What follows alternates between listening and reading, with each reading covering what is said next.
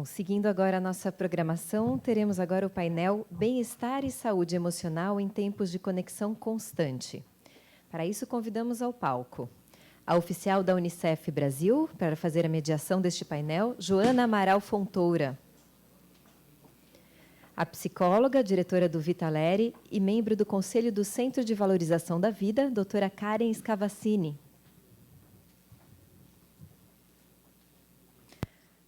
O cineasta, produtor e idealizador do projeto Eu Estou, Sr. M.M. Isidoro. E a diretora de projetos e coordenadora do canal de ajuda da SaferNet Brasil, Sra. Juliana Cunha.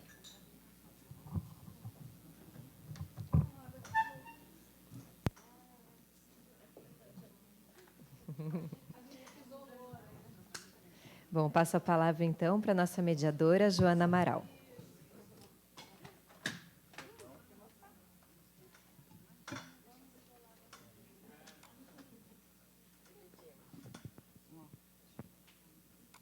Bom, ficar na parte da tarde já nos dá um benefício de que muitos assuntos foram trazidos hoje, né, ao longo das nossas discussões. Então, a gente vê palavras comuns que vocês trouxeram muito, né, nos painéis anteriores, foi a importância da parceria, né? Então, a gente está aqui no quarteto bastante unido e costura. Então, acho que o objetivo dessa nossa mesa de agora é falar do bem-estar e da saúde emocional em momentos de conexão constante. Eu acho que isso é um desafio para todo mundo, né? Quando a gente pensa no desafio ainda maior para as crianças e adolescentes. Então, para a gente iniciar, é um prazer o Unicef estar aqui participando, né? A SaferNet, um convite sempre super honroso, parceiro de longa data.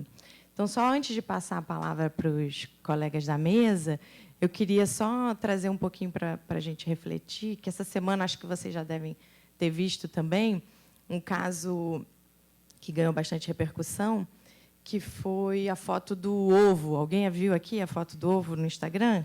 Quantas milhões de curtidas o ovo recebeu ao longo do mês de janeiro? Vocês não viram essa história? É bem interessante, @World Egg Record. Acho que é isso. E, na verdade, o desafio foi o seguinte: ganhar mais curtidas. Alguém viu essa história? Viu? Então, ganhar mais curtidas do que a primeira foto de uma celebridade com a filha. Então, que ganhou 15 milhões de likes. E a foto do ovo foi passando e ganhou 50 milhões de likes. Na verdade, é só para a gente ilustrar o que é viver. E aí, o fim da história foi sexta-feira, agora, dia 1º de fevereiro. O ovo estourou, né? Era uma campanha, na verdade, para ganhar atenção. Estourou e, na verdade, era assim, a pressão da internet fez com que eu explodisse. Se você está tendo também problemas ou questões, fale comigo. E aí dá uma lista de organizações que trabalham com a saúde emocional, e ajuda, um canal, enfim, é mais para ilustrar. E eu trago isso aqui para a nossa conversa, que eu acho que é importante, é uma provocação inicial, que é como equilibrar, né? Como a gente se colocar nesse ambiente que é tão conectado, ou tão pressão pela ditadura da felicidade e tudo, e como é que a gente encontra um equilíbrio aí para pegar o potencial da internet, o potencial das conexões e das redes. E aí a gente, enfim, começa a conversa por aqui. Então, passo agora a palavra para a Karen, que é do Instituto Vitaleri, parceira, que é o Instituto Vitaleri, pós-venção e prevenção ao suicídio, prevenção e pós-venção do suicídio. Obrigada, Karen. Obrigada, Joana. Vocês me escutam? Ah, está aí, a apresentação. Primeiramente, queria agradecer a oportunidade de estar aqui hoje. Para mim é uma honra poder falar para vocês, poder participar desse evento. Acho fundamental que a gente possa falar de segurança na internet e trazer um pouco isso também para o contexto da promoção de saúde mental e prevenção do suicídio. Espera aí, deixa eu achar o de slide. Muito obrigada. Volta. Bom, para quem não conhece, o Instituto Vitaleri foi fundado em 2013 e a gente trabalha com promoção de saúde mental, prevenção do suicídio, intervenção e pós-venção. Pós-venção é todo tipo de trabalho que é feito para alguém que perdeu alguém para o suicídio e está em luto. Nós trabalhamos com cursos, palestras, eventos, trabalhamos com diversas empresas, consultorias, atendimentos e por aí vai. Tudo que tem relação com prevenção e pós-venção do suicídio. Essas são algumas empresas, alguns locais que a gente já foi conversar, foi trabalhar, foi bater papo, enfim, só para ilustrar um pouquinho. Toda vez que eu estou falando de prevenção do suicídio, eu também estou falando de promoção de saúde mental, de saúde emocional. Porque, automaticamente, quando eu aumento a saúde emocional, eu diminuo o número de suicídios. A gente tem, por ano, no mundo, mais de 800 mil suicídios, o que significa um suicídio a cada 40 segundos e uma tentativa a cada 3, a cada 4, porque as tentativas são de 10 a 20 vezes maiores do que os suicídios completos. Hoje, é a segunda maior causa de suicídio na faixa etária de 15 a 29 anos. A maior causa de morte na faixa etária de 15 a 29 anos. No Brasil, a gente tem uma média de 12 mil suicídios por ano, é a quarta maior causa de morte entre 15 a 29 anos, sendo a terceira de homem e a oitava de mulher. Isso significa, no Brasil, um suicídio a cada 45 minutos e de 10 a 20 tentativas nesse mesmo período, só que ninguém fala sobre o assunto, porque o suicídio acaba sendo um dos maiores tabus e as pessoas têm um medo muito grande de falar e incentivar alguém a fazer alguma coisa. Tem um outro estudo que ele mostra que, de 2000 a 2012, na faixa etária de 10 a 14 anos, houve um aumento de 40% nas taxas. E, de 15 a 19 anos, houve um aumento de 33,5% nas taxas. É um aumento muito grande. E a gente sabe que, para cada 300 crianças que tentam o suicídio, uma se mata. E a cada 200 adolescentes que tentam, um se matam. Ou isso, pelo menos, era assim até o advento deles descobrirem como fazer e como usar métodos realmente letais. Porque a gente pegava adolescentes no pronto-socorro que tinham tomado uma cartela de pílula anticoncepcional. E hoje eles já conseguem ver todos os tipos de meios, métodos, aonde arrumar e qual é o jeito mais indolor de fazer. E a gente sabe também que 20% dos jovens hoje têm comportamento de autolesão. E aí eu fui fazer uma busca, né, porque há muitos anos atrás, há muito tempo atrás, quando você entrava nos mecanismos de busca, você tinha lá todo o acesso de como se matar. Várias páginas mostrando como. E hoje em dia, quando você acessa a maioria das plataformas, vocês vão ver fotos de várias plataformas. Então, como se matar, suicídio indolor, suicídio. Eles colocam já um aviso de ajuda, colocam o número do CVV. E eu passei páginas e páginas sem conseguir encontrar conteúdos que facilitassem ou que falassem abertamente sobre meios. E isso é muito bom. Acho que é um avanço muito grande que a gente tem hoje em dia.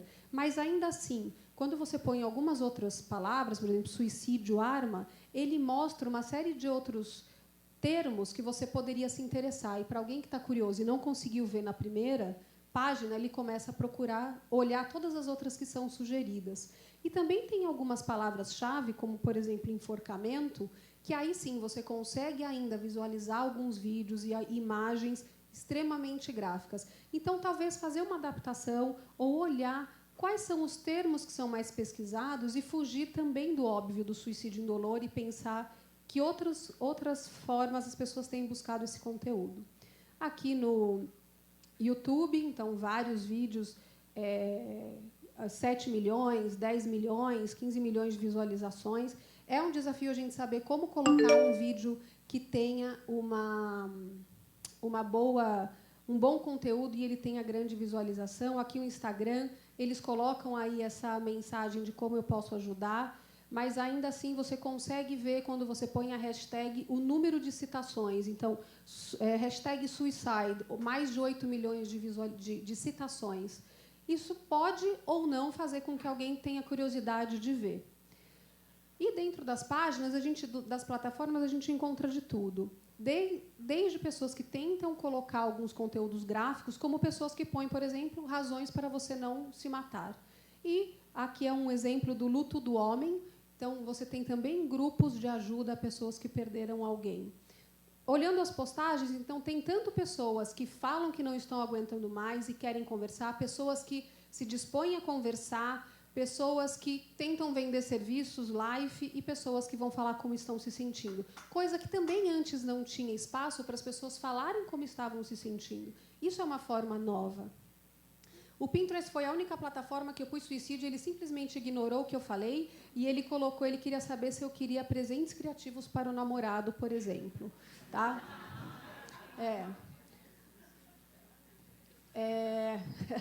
Não é? O Facebook também, quando você tenta procurar aí os maiores termos, você não consegue enxergar, mas ele ainda completa algumas coisas. Mas tem, por exemplo, grupos de ajuda, como Suicidas Anônimos, que muita gente coloca que não está se sentindo bem e outras pessoas vão ajudar. Uma comunidade de cuidado. Aqui são alguns exemplos de outras plataformas do projeto Ponto e Vírgula, do CVV, que utilizam essas plataformas com conteúdo legal. Mas, será que todos os jovens são iguais? A gente pode pensar em segurança na internet da mesma forma para todos?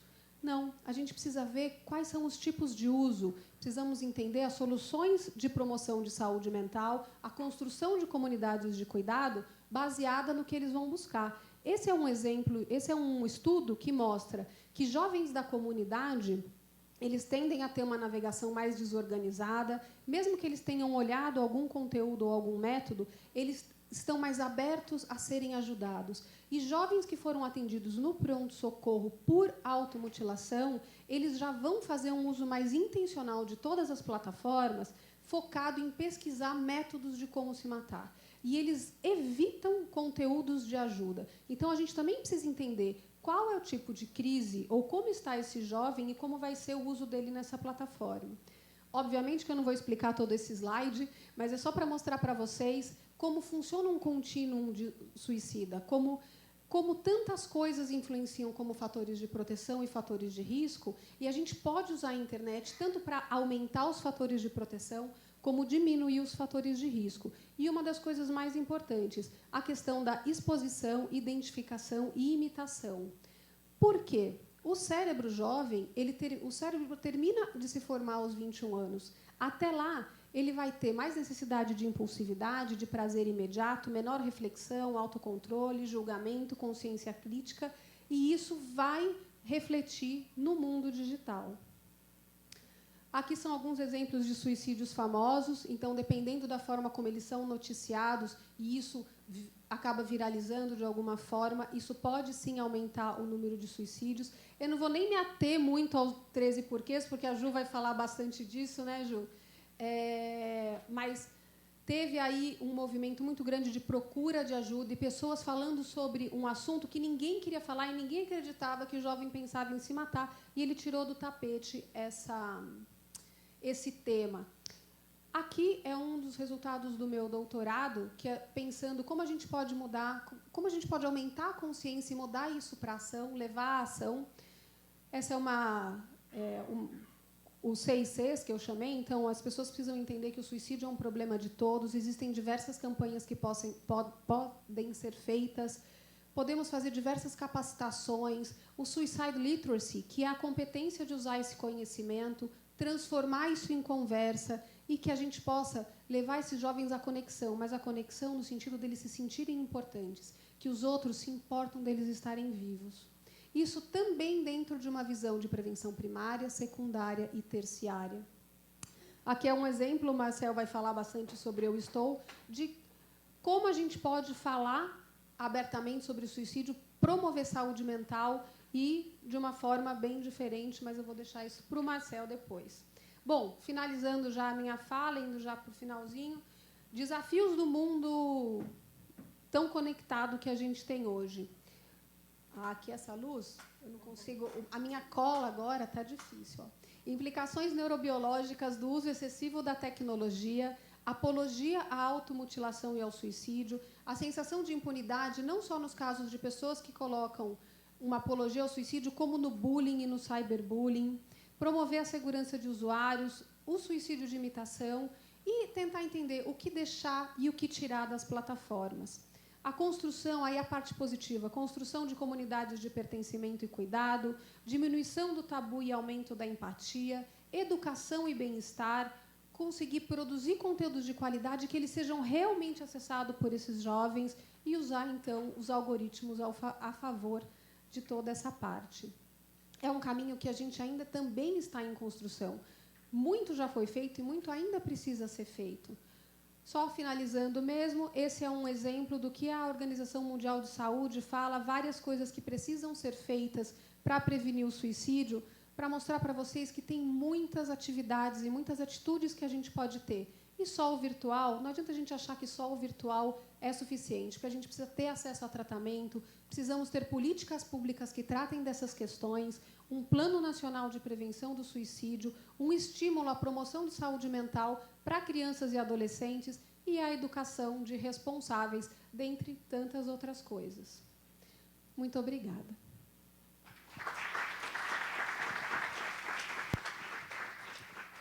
Uau!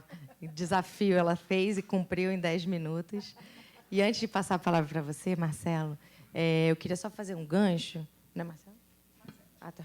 Que susto. Fazer um gancho que o que a Karen trouxe fez um panorama muito interessante sobre os riscos e as potencialidades da rede em relação à saúde mental. E eu acho que a potência é criar espaços de diálogo mesmo, de escuta, que muitas vezes os adolescentes e jovens não têm. E aí eu acho que o Eu Estou é um excelente exemplo para a gente ir construindo os caminhos possíveis de se melhor aproveitar o espaço, sempre lembrando da necessidade de reforçar a questão da segurança, que muitos painéis anteriores mostraram esforços super relevantes na melhora da segurança, mas como ainda os desafios continuam. Então, passo para você, Marcelo. Depois a gente... Muito obrigado. Obrigada. Primeiro, boa tarde. Gente, um prazer estar aqui. Esse, sem sombra de dúvidas, é o projeto da minha vida. Então, estar aqui falando para vocês sobre ele é uma honra. Então, muito obrigado. O Eu Estou, a ideia, ela nasceu minha e do PC Siqueira. Alguns de vocês devem conhecer o PC. É o nosso proto-digital influencer brasileiro, o primeiro, lá atrás, já está há 11 anos de carreira. E ela nasceu de uma necessidade nossa. A gente estava precisando entender o que estava acontecendo com a gente, com os nossos amigos à nossa volta. E a gente começou a pensar no que fazer, e a ideia veio de criar uma comunidade de prevenção e pós-venção que seja social. Então, naturalmente, sendo social, para as pessoas entrarem nelas e falarem, a gente já foi para o Facebook. A gente tem que usar o Facebook, usar a internet, usar aonde essas crianças, adolescentes, as pessoas estão, para falar com elas da maneira que elas já estão conversando ali. Principalmente o PC, que sabe muito, eu, que sou cineasta e sei produzir. Então, como é que a gente fazia isso para acabar, principalmente, o tabu, que era algo que a gente sentia muito forte. O PC, que já tem um histórico, que fala muito isso nos vídeos dele. Eu, que tenho amigos, eu, que passei por uma crise de ansiedade, tentei entender o que estava acontecendo, e começou essa conversa. A série de conteúdos que a gente desenhou, ela era baseada em 3 pilares principais, que era o desmistificar, o apoiar e o educar. Então, junto com a Karen, no meio do caminho a gente encontrou a Karen, e naturalmente vocês viram aqui em 10 minutos como é fácil se apaixonar quando você vê ela falando. Então a gente ali se encontrou e junto com ela a gente começou a desenhar, junto com o Vitaleri, todos esses caminhos. Então, esses são os 3 pilares que a gente sentiu para pegar as pessoas em todos os pontos que eles estão em crise, da ideação da crise, principalmente as pessoas que estão em volta, que é algo que a gente sentiu muito problema, essa coisa de suicídio, a depressão, que vai passar, que vai curar. Então, tinha muitos adolescentes que a gente falava, e até eu passei por isso, de pessoas não entenderem o que eu estava passando e não virem querer me ajudar, porque eles achavam que iam piorar, que eu só estava fazendo drama e coisa. Então, a gente falou, não, isso é verdade. Se você está doente com dor de estômago, você vai no médico. Se você quebra a perna, você também vai. Por que quando você está mal da cabeça, você não vai? Então, a gente teve que ver isso tudo e como contar isso da melhor maneira, e principalmente focado em conteúdo nativo e mobile. Por quê? Porque é onde eles estão. Eles estão com o celular na mão, eles estão com o tablet, eles estão ali. Então, não adianta eu fazer o vídeo mais bonito do mundo, 16:9, com drone e tal, que eles estão vendo o youtuber, eles estão vendo o Felipe Neto, sabe? Então, a gente tinha que falar aqui com eles da maneira que eles falam. A gente tinha essa tensão principal do projeto, que é o crescente suicídio, né? Tipo, a taxas de suicídio entre os jovens, e que as ONGs e as instituições todas não estão dando conta. Então, a gente sabia que ia ter um grande volume, e a gente sabia que ia ter essa demanda das pessoas virem falar com a gente. E a tensão também de tipo, como é que a gente fala sobre isso, né? Fala de uma maneira boa. Então, como a maioria dos jovens só conta com amigos muito próximos e não tem acesso, como é que a gente podia fazer isso e, principalmente, estimular a conversa? Então, o que começou como um projeto e uma campanha, hoje a gente já chama de plataforma. Porque, como a Karen falou nos posts, naturalmente você coloca algo ali e as pessoas começam a conversar, as pessoas começam a se engajar, elas mesmas. Então, a gente basicamente criou uma plataforma dentro da própria plataforma do Facebook, principalmente o Instagram.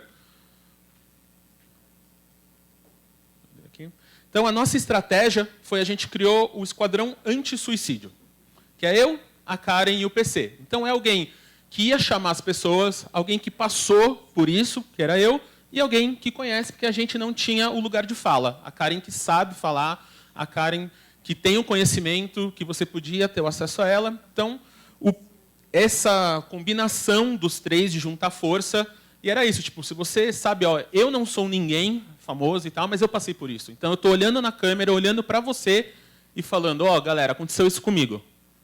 E você pode olhar para mim. É o PC, que já tem 1 milhão e poucos de seguidores e tal, falando, galera, ó, eu sou famoso, eu tenho tudo, mas eu também tenho depressão, eu também fico triste, eu também tenho ideação.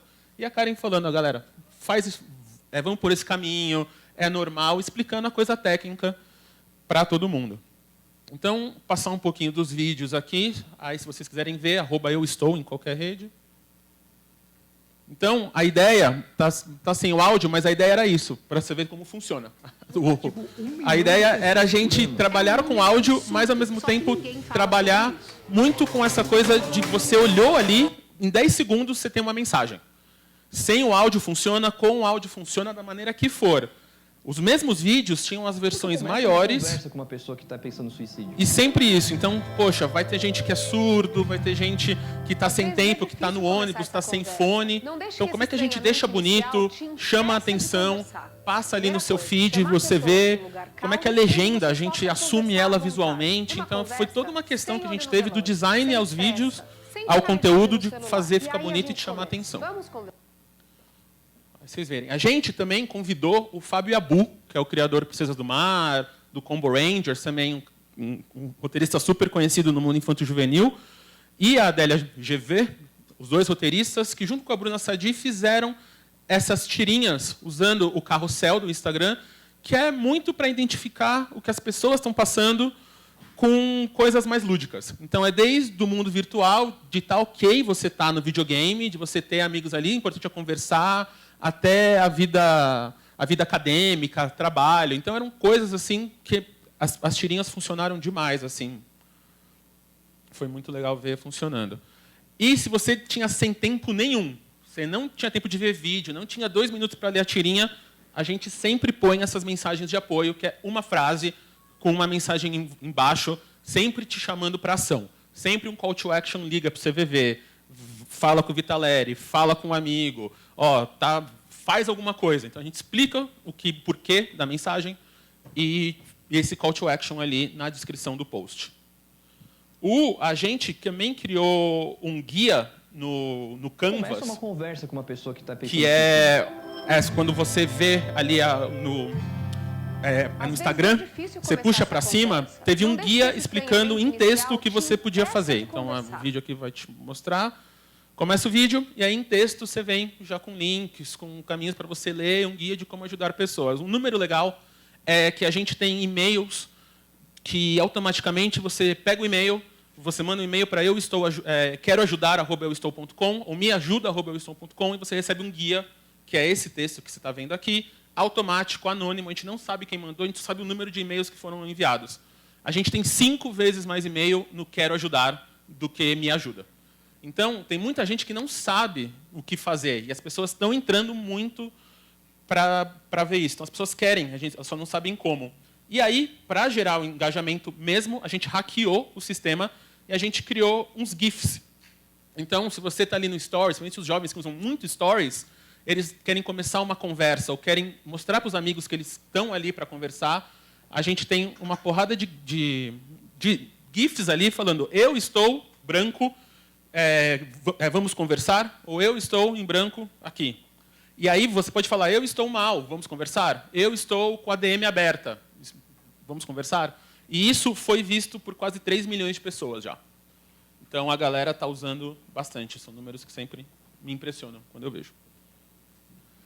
Então, os resultados, para mim, são incríveis de números. A gente já tem uma comunidade de 40 mil pessoas no Instagram. E acho que já está em 6, 7 mil pessoas no Facebook. A gente tem mais de 5 mil visualizações no conteúdo. No Instagram, tem vídeos lá com 2 milhões de views. Então, são números bem impressionantes para o que a gente tem. Esse número aqui do Gify já está em quase 3 milhões. Então, a galera foi atrás, a galera vê, e a gente vê que tem muita gente, eu mesmo, recebo muita mensagem de pessoas que ainda tem medo de estar na comunidade para mostrar que não tem alguma coisa. A pessoa vê, eu sigo isso aí, não sei. Eles vão me falar que eu estou mal, mas eles vão lá e veem o vídeo toda semana. Então, a gente tem muito mais views do que seguidores, porque ainda é um tabu, mas a gente está trabalhando para mudar. A gente já está sendo usado os nossos conteúdos em salas de aula, em outros lugares que a gente nem imaginava que ia ter. Então, a gente tem desde pessoas em igrejas, usando, porque a Karen fala bastante disso nos vídeos, de adolescentes falando com pastores, com pais, com pessoas próximas, e professores usando com os alunos. Então, é um resultado que a gente nem imaginava que ia ter, mas a gente recebe muitas dessas mensagens que a gente está sendo usado de apoio em lugares bem distantes. Então, aqui é no interior do Pará, que o pessoal está usando. Mas tem um outro resultado, que é um resultado que esse não tem preço, que são as mensagens que a gente recebe das pessoas que usaram os nossos conteúdos. Não tem uma vez que eu falo disso, eu não me arrepio e tenho vontade de chorar. Mas, no segundo dia que a gente pôs essa campanha no ar, a gente recebeu uma mensagem de uma menina que eu nunca vou esquecer, que era a minha métrica pessoal, a gente sempre falava no Facebook, que era o dia que a gente recebeu uma mensagem de alguém que foi tocado e resolveu desistir, repensar o suicídio por causa da gente, a gente conseguiu fazer. E no segundo dia a gente recebeu uma menina falando, conheci vocês no último dia da minha vida, e vocês fizeram eu repensar. E hoje ela está aí mandando mensagem para a gente. Então isso real não tem preço. Não tem filme que eu faça, né, coisas que a gente faça, e não tem uma vez que eu falo isso e não me emociona, porque é real, impressionante. Então, agora, a gente está continuando, a gente tem uma série de coisas que a gente quer fazer com a Karen, a Dani aqui, publicamente agradecer ela, a Dani Kleiner do Facebook, que apoiou com a gente, o Steve, lá do Creative Shop. Então, foi um trabalho às 8 mãos, com o Vitaleri, a gente, o time de políticas públicas do Facebook, com o Creative Shop. A gente tratou isso como uma campanha, com mídia, com tudo, para gerar a promoção de saúde mental. Então, agora, a gente tem uma nova série de conteúdos, que são entrevistas e depoimentos de pessoas que são os sobreviventes, tanto enlutados quanto pessoas que tentaram suicídio e não conseguiram, que não tiveram sucesso, para a molecada ver que é real, que acontece, o que acontece depois. A gente tem essa cartilha para educadores, a cartilha para influenciadores que a gente está desenvolvendo, e esses eventos presenciais, que é o nosso sonho de tirar do mundo virtual e trazer para o real, para gerar o diálogo. O diálogo, como falou aqui no painel anterior, é o principal, é o que a gente está promovendo aqui para você conversar, e, óbvio, a expansão para a América Latina, que a gente já está conversando. Se vocês quiserem seguir, instagram.com/euestou, @euestou, ou facebook.com/euestou. Muito obrigado.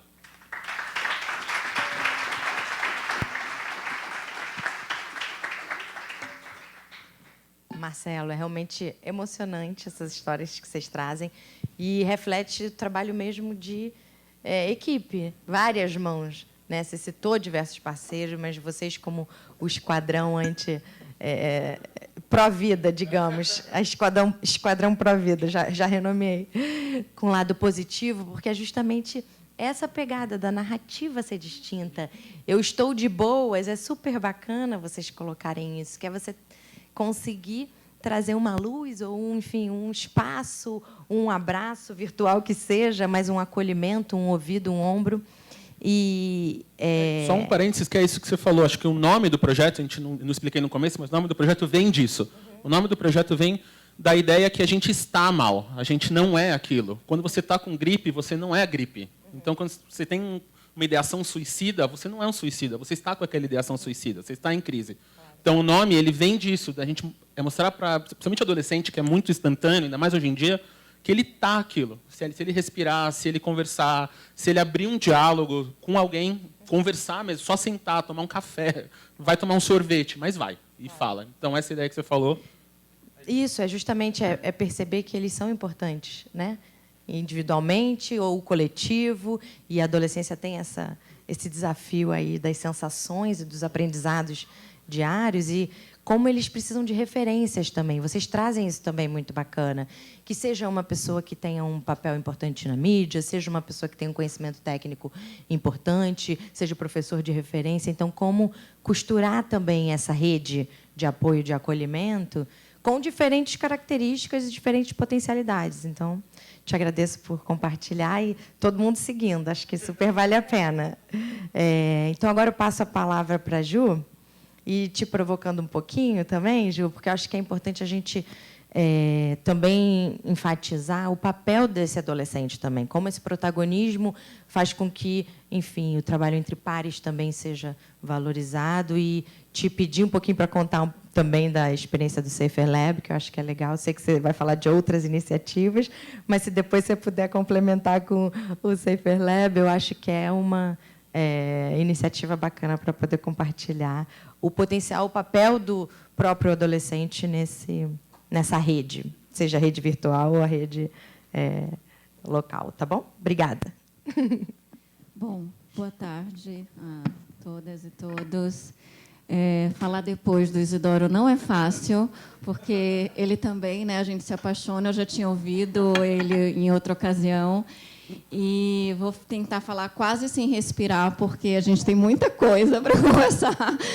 Mas, então, muito rapidamente, eu queria só introduzir, enfim, para quem não conhece, a SaferNet, né? E a gente já existe há mais de 12 anos, e nós somos responsáveis por uma Central Nacional de Denúncias, que recebe denúncias de crimes e violações contra os direitos humanos. A gente também tem um trabalho grande de educação. A data de hoje, e estar aqui nesse evento, é uma dessas iniciativas de envolver diversos setores, de ter debates, de fazer também oficinas em escolas, capacitar professores, sensibilizar alunos. E, por fim, a gente oferece um serviço, e é dele que eu vou falar um pouco hoje, que é um canal de ajuda para escutar crianças, adolescentes e jovens e as experiências que eles têm online. Experiências, algumas problemáticas, algumas mais sensíveis, mas é interessante a gente entender, do ponto de vista deles, como é que eles vivenciam, né, essas histórias, né, que atravessam aí, né, os ambientes, as redes sociais, enfim. E, ao longo dos 11 anos do Helpline, a gente já conseguiu que 24 mil pessoas, mais de 24 mil pessoas, acessassem, né, o serviço. Então, é um serviço interessante, porque ele pode ser acessado de qualquer lugar, ele é inteiramente disponível pela internet, por chat, por e-mail. Nem preciso dizer que os adolescentes acessam chat, os pais escrevem mais e-mails ainda. E é um pouco essa oportunidade de entender a perspectiva deles, porque a gente ainda, quando fala de segurança na internet, é muito baseada numa perspectiva adultocêntrica, ou de como os pais educadores veem o problema e como é que eles estão vendo, né? Então, tem sido um aprendizado interessante por isso. Esses são os tópicos e as situações mais frequentes que eles relatam. Então, a questão da sexualidade e os fenômenos envolvendo os nudes, compartilhamento não consensual é o maior deles. E, segundo lugar, aquelas situações que envolvem discriminação e intimidação entre pares, né, que a gente conhece como cyberbullying. Então, isso já dá uma pista do que mais incomoda essas pessoas na internet, né? E aí eu queria, claro, porque não tenho como escapar, e eu acho que é um caso que é muito didático, muito emblemático para a gente entender como é que tem sido essa conversa sobre saúde mental, especialmente quando ela vai parar na internet, ou ela é causada pela internet, ou a internet é um pouco culpabilizada como sendo, né, a razão de alguns desses males. E o caso da baleia azul, possivelmente vocês acompanharam, mas, enfim, isso já tem uns 2 anos, quase, foi em 2017. Depois a gente teve uma versão mini baleia azul, que foi a boneca Momo, né? Mas é bem parecida, a lógica e o padrão é muito parecido. Mas, enfim, foi uma notícia que começou em abril, né? 1º de abril, que eu acho muito irônico isso, o dia da mentira, a partir de uma notícia de um grande veículo de TV aberta. E essa notícia era para falar de casos de adolescentes, mais de 130 adolescentes que teriam cometido suicídio na Rússia. E ainda no ano anterior, em 2016, um Safer Internet Center na Bulgária já tinha checado essa notícia e se tratava de um fato que não era real, né? Não tinha sido comprovado. Mas, ainda assim, essa notícia chegou no Brasil. E o que aconteceu com o caso da baleia azul é o que seria uma notícia falsa, acabou ganhando realidade de muita concretude. E aí, logo na primeira semana de abril, a gente teve aí um aumento de mais de 1000% nas buscas, envolvendo os termos neossuicídio ou baleia azul, e isso, de fato, acabou disseminando uma série de outras notícias e outras desinformações associadas ao episódio, né?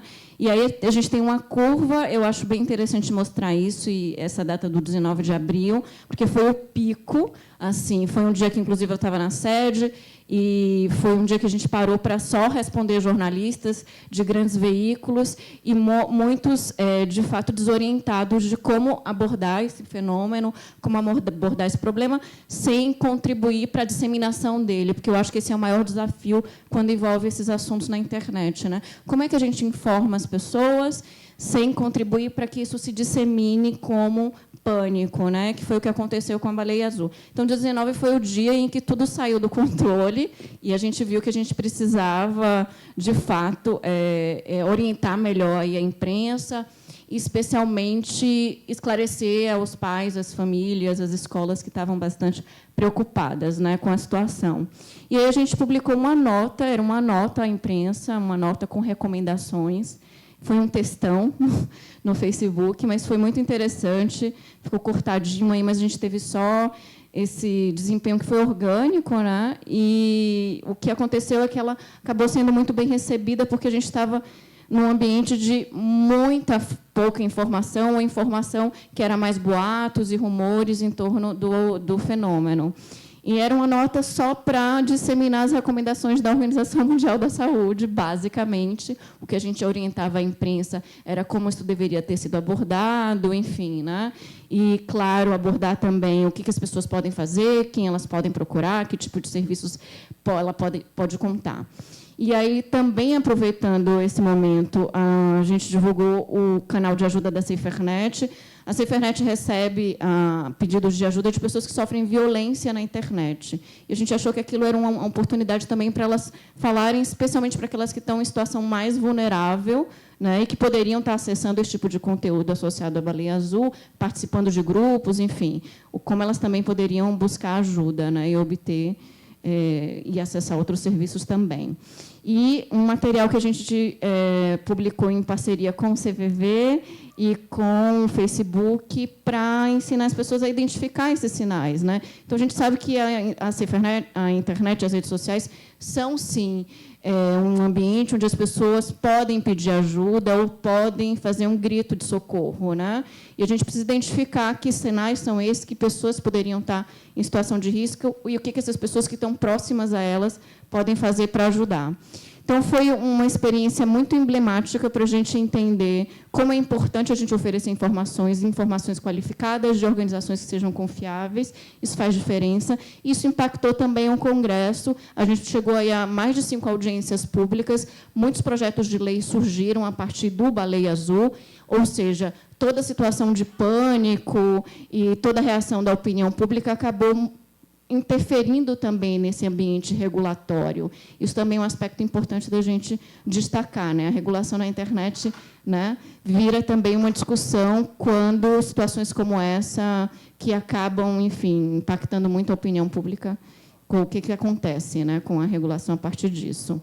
E aí eu queria trazer só um contraponto muito rápido em relação ao Baleia Azul, que foi uma experiência que a gente viveu ano passado com o lançamento da segunda temporada do 13 Razões, né, o 13 Reasons Why, que foi uma série adolescente que fala de suicídio, fala de forma muito franca, muito aberta. Foi muito criticada na primeira temporada porque falava de uma forma muito gráfica também, né, e recebeu muitas críticas.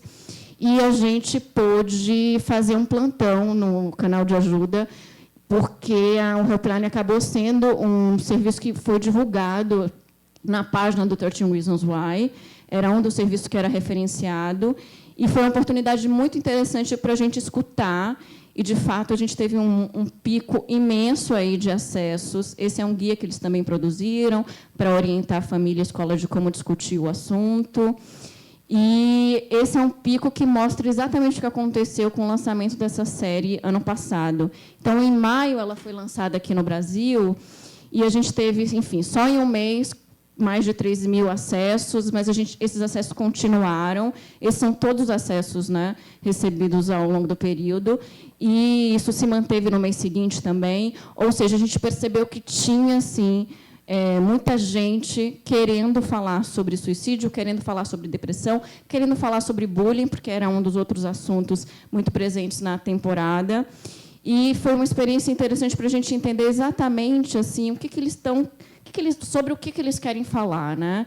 E é claro que temas que envolvam saúde emocional, saúde psicossocial, são temas que interessa qualquer idade, de qualquer forma. Eles querem falar sobre o que eles vivem, o que eles sofrem, quais são as questões deles, assim, tipo assim, sabe? É isso, assim, eu choro por isso. Enfim, isso é, sim, uma oportunidade muito interessante para a conversa, e eles anseiam muito por isso. E outros os temas correlatos que envolvem aí também sofrimento, própria questão do suicídio, violência sexual, enfim.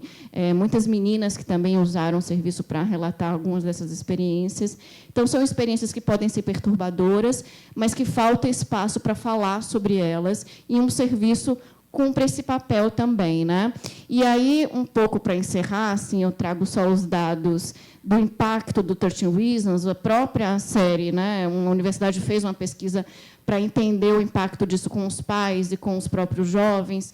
E o que a gente percebe é que, claro, essa série ela é só o ponto de partida para uma conversa, e a gente sabe que campanhas também têm esse propósito, né? É claro que essas pessoas vão precisar de uma rede, e eu acho que você falava disso, né, Kari, de como isso precisa ser feito de forma, né, coordenada por diferentes atores, mas é muito importante a gente falar sobre esses assuntos, e a minha avaliação é de que 13 Reasons foi, sim, positivo nesse aspecto, porque ela trouxe como figura, né, o que estava ali no fundo, escondido, não muito falado, e as escolas e famílias foram um pouco que obrigadas a falar sobre isso, e um dos dados mostra isso, né? 96% dos pais dizem que seus filhos fizeram perguntas algumas vezes depois da série. Então, isso virou um assunto de conversa em família, e a gente precisa também criar essas oportunidades. Como é que a gente levanta esses temas que são conteúdos sensíveis,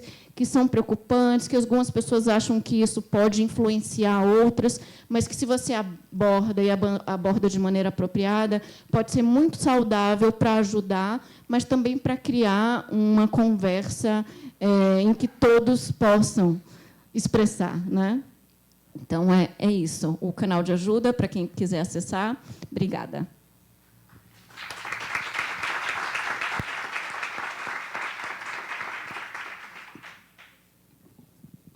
Obrigada, Juliana. Agora a gente vai abrir para perguntas, então eu vou reforçar minha pergunta para ela sobre o papel dos adolescentes e na construção de narrativas, né, ou contranarrativas contra esse discurso de ódio, enfim, essas polarizações que existem também nas redes, e para ela compartilhar um pouquinho com a gente a experiência do Safer Lab, que eu acho que pode ilustrar bem essa... eu não desisti. Que não deu tempo, né? Sei. Mas eu acho que no debate sobre narrativas é muito interessante, porque acho que a Karen mostrou, no Baleia Azul, foi bem interessante, porque surgiu a iniciativa do Baleia Rosa, e eu acho que isso não deixa de ser uma resposta, né? Quer dizer, como a gente constrói soluções para os problemas que a vida online cria na própria internet.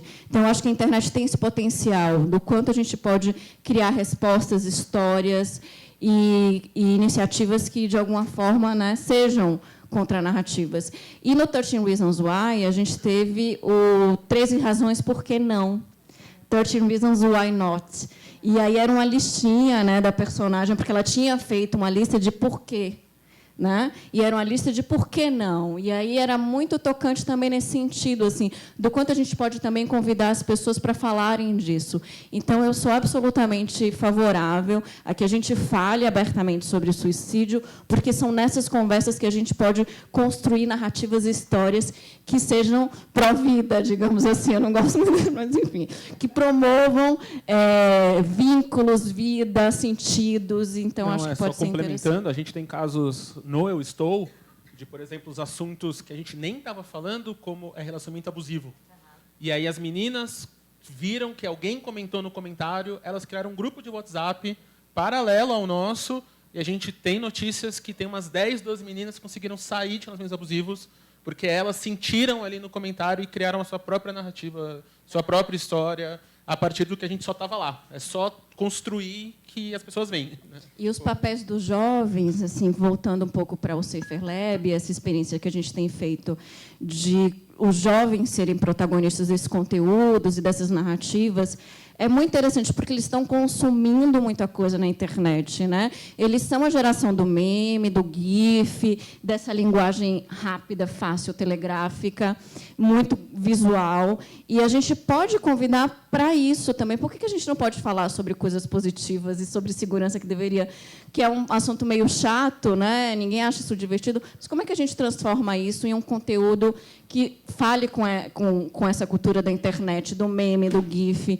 Então, é uma aposta também nesse sentido, de como é que a gente produz conteúdo, a gente traz para a visibilidade a história desses jovens e de uma forma que seja deles, né, próprio a eles. Porque eu acho que a gente ainda, de novo, tem um debate muito adultocêntrico. A gente precisa, mais do que nunca, assim, pensar em soluções. E ontem estávamos num workshop que envolvia adolescentes e influenciadores do Instagram, e era nesse sentido, assim, o que eles estão consumindo e como é que a gente fala sobre esses temas que envolvem o uso positivo numa lógica que seja interessante para eles. Não, e que linguagens, né, possíveis, seja o quadrinho ou, enfim, o desenho ou vídeos ou qualquer tipo de linguagem que faça sentido, que faça com que eles se vejam naquela situação, né? Karen, eu queria te fazer uma pergunta. Você trouxe muito a questão da importância dos dados, né? E eu acho que isso é um desafio ainda, a gente ter dados, enfim, confiáveis, para que a gente pense em políticas públicas que reflitam e conversem com essas informações. E a gente vem conversando isso nacionalmente também. E aí eu só queria, enfim, te perguntar, só para reforçar um pouco a importância de a gente pensar políticas públicas, um plano nacional também de prevenção e o tema do suicídio na agenda nacional, e acho que você colocou isso muito bem na tua apresentação, mas era mais para você poder falar um pouquinho mais sobre isso, se você puder compartilhar com a gente, para a gente pensar em já possibilidades mesmo, né, encaminhamentos e ação. Que eu acho que uma coisa bacana que vocês trazem é essa call for action, né, essa ação mesmo. Não adianta a gente... Claro que tem, obviamente, uma parte que a gente precisa debater, conversar, mas a gente precisa também de ações concretas, porque a vida de cada criança, ou cada adolescente, ou cada adulto, ou cada pessoa humana vale e precisa ser hoje, né, agora. Aí eu queria um pouquinho que você falasse um pouco sobre isso, por favor. Com relação aos dados, né, a gente imagina que os números ainda são 30% maiores do que os números que a gente tem. E mesmo esses últimos boletins epidemiológicos, eles trazem recortes diferentes daquele que eu mostrei, que é o mapa da violência, que ele traz um recorte mais específico, né? A gente tem que tomar muito cuidado quando a gente só analisa o número, né? Porque, por exemplo, eu mostrei para vocês que teve um aumento no caso de adolescentes, mas se a gente olhar, quem mais se mata no Brasil são idosos. E ninguém fala sobre isso, ninguém faz nada com relação a isso, né? Acho que é muito importante que a gente possa analisar, aí sim, os números de cada região, porque, quando a gente está falando de suicídio, tem N motivos para que isso ocorra. E um jovem do Norte, do Nordeste, tem motivações diferentes do que um jovem do Sul. Então, quando você pode analisar esses dados e entender o que eles têm relação com o comportamento desses jovens, você pode fazer que as plataformas e que a internet mostre para esses jovens soluções dentro daqueles fatores de risco de cada região, né? Acho que nós precisaríamos ter um compromisso muito grande de ter esses dados de uma forma correta, para que a gente tenha a real noção do tamanho dessa questão. Para você ter ideia, tem estudos que mostram que, dependendo da religião da pessoa, do médico que está fazendo a autópsia, ele coloca ou não que aquilo foi suicídio, né? E todo caso de suicídio ele vai para a averiguação policial. E os números que a gente tem nas plataformas, eles falam do número do atestado de óbito, que muitas vezes vai sair, por exemplo, esmagamento do órgão tal. Não está como suicídio. De grupos que eu faço com enlutados, eu pergunto qual de vocês saiu no atestado de óbito suicídio. De 10, 1 saiu. Então, esse número ainda pode ser muito maior. Então, isso é uma coisa que a gente precisa rever, e podemos também usar os números que temos hoje para indicar e ter ações específicas para cada região do Brasil. Bom, eu recebi uma pergunta aqui, que eu acho que dialoga bem com o que foi dito. Se vocês quiserem me mandar perguntas também, a gente está aceitando. Não dá. Tá bom, posso ler essa? Não dá. Eu vou só ler essa, então, que a gente recebeu, que eu acho que é super importante e reflete uma demanda mesmo da escola, que eu acho que vem a um espaço que a gente tem, enfim, recebido muitos pedidos. É o seguinte: no dia 30 de janeiro, uma aluna da minha escola cometeu suicídio. Todos os professores ficaram assustados, porque era uma excelente aluna e tinha uma boa interação com todos os professores e colegas de classe. Existe algum perfil para um potencial suicida? Tem como identificar? Essa é a pergunta. Bom, vamos lá. Acho que daria um outro seminário. Dá para a gente ficar uma meia hora nisso, né? Tem sinais, né? Existem alguns sinais que a gente ensina, inclusive, professores e amigos também a identificar, mas a gente precisa entender uma coisa: sinal não é claro. Muitos sinais só fazem sentido depois da morte. Então, às vezes, uma frase desconexa que foi falada, depois que o adolescente se matou, você fala: nossa, foi por isso que ele me falou. São sinais, né? A gente não pode ter eles como certeza. E tem muito adolescente, que esconde muito bem o sofrimento. Então, não é porque uma aluna estava lá bem, ninguém se mata feliz. Isso é fato, né? Se ela se matou, é porque tinha um sofrimento que não estava podendo ser expressado ou falado, porque o suicídio também é uma forma de comunicar, então, esse sofrimento que não conseguiu ser falado de uma outra maneira.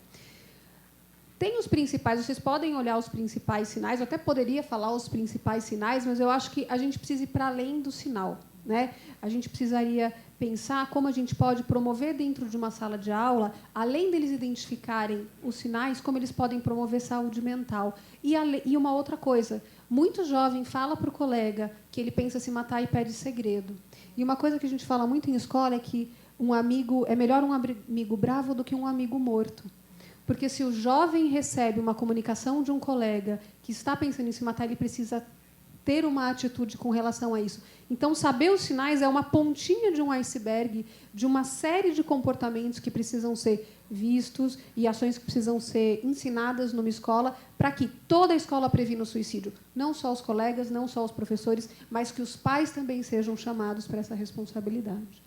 A gente tem 2 ou 3 vídeos exatamente sobre isso no Eu Estou, desde como ver sinais até como começar uma conversa e como ouvir. O ouvir atentamente é tão importante, é melhor ouvir direito, mas se você acha que você não está pronto, nem começa a conversa, que isso só vai piorar a coisa.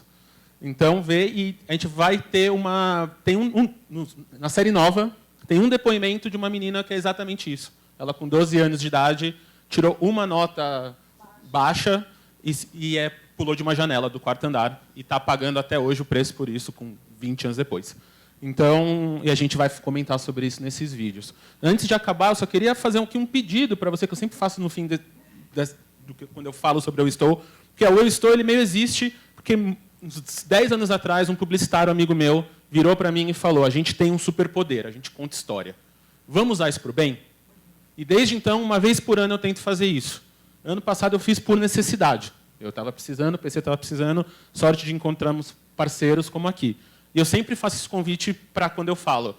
Todo mundo aqui tem um superpoder, seja ouvir, seja falar, seja criar um app, seja ter uma pesquisa, seja um governo, uma escola, de influenciar alguém e ajudar essa pessoa. Então, nesse ano, que já está um ano tão difícil, polarizado, complicado, vamos usar para o bem esse nosso superpoder. É só isso que eu peço. Podcast. E é verdade. A Karen lembrou? A gente também tem um podcast. Se você quer se sentir bem, o podcast chama De Boas. É eu e o Tavião, que apresentava o Rolê Gourmet com o PC. A gente tenta estar no Spotify, em todos os serviços de podcast. E são 15 minutos, a gente lendo histórias reais de boas da comunidade do Eu Estou. Então, é desde passei na faculdade até aluguei um gatinho. Aluguei não, adotei um gatinho. Adotei um gatinho. Ou, tipo, hoje eu não me cortei. Que para muitas pessoas é uma puta de uma vitória. Então, é 15 minutinhos, você vai se sentir bem, porque no micro está tudo bem. O macro, que às vezes a gente olha e está se afogando. Então, são essas duas coisas, e eu faço esse pedido para a galera: vamos ficar de boas e vamos usar o nosso superpoder para o bem, porque é muito bom, galera. É muito bom. Obrigada. Eu estou grata por todas as falas de vocês. Eu acho que isso reflete uma intenção e uma inspiração muito positiva, que a gente consiga dar sequência. Então, Marcelo, obrigada. Juliana, obrigada. Karen, obrigada. Obrigada a vocês. E vamos passar a programação. Até a próxima.